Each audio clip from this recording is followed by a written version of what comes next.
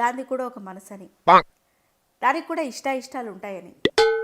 పండక్కి మీకెలా బట్టలు కావాలో ప్రతి పండక్కి కొత్త బట్టలు, ఎంత విడిగా కొత్త బట్టలు కొనుక్కుంటున్నా భార్యకు కూడా పండగలకి కొత్త బట్టలు కావాలని గుర్తించండి. Be a man please.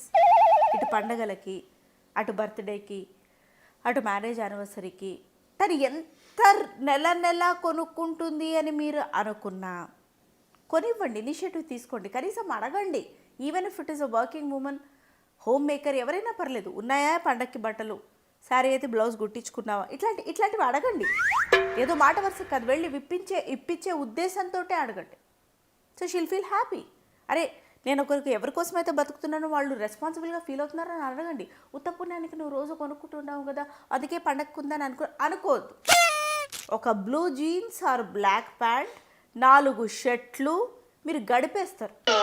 అదే మేము వేసుకున్న బట్టి ఇంకొకసారి వేసుకున్నా అస్సలు సమాజం అయితే ఎంత చండాలంగా చూస్తుందో. అది కాకుండా ప్లెయిన్స్ వేసుకోలేం. అదొక మూవీ స్టార్స్ వేసుకుంటే స్టైల్, మామూలు హోమ్ మేకర్స్ వేసుకుంటే అసలు ఇది సుమంగళి తత్వం తెలియదు, పద్ధతి తెలియదు, అది తెలియదు, ఇది తెలియదు అని ఓ అమ్మ అందరు మీద పడిపోతారు. అంచేత లైఫ్ ఎలా మ్యాన్కి ఉమెన్కి డిఫరెంట్గా ఉంటుందని మీరు నమ్ముతారు, బట్టలు వేసుకునే తీరు కూడా డిఫరెంట్గా ఉంటుందని ఫస్ట్ నమ్మండి. అండ్ కొనించండి. మీ భార్యకే కదా, ఇంకెవడికి ఖర్చు పెడతాడు మీరు? బయట వాళ్ళు వేసుకుంటారేమో అప్రిషియేట్ చేస్తారు, ఇంట్లో పెళ్ళం 4 కొరుక్కుంటారేమో తిట్టిపోస్తారు. ప్లీజ్, వాళ్ళకి కావాల్సిన అవసరాలు వాళ్ళు అడగకుండా సమకూర్చటం అనేది ఒకటి ఉంటుంది. ఆ పద్ధతి చేస్తారు కొంతమంది మంచోళ్ళు, అది కూడా మీరు ఫాలో అవ్వండి, తెలుసుకోండి.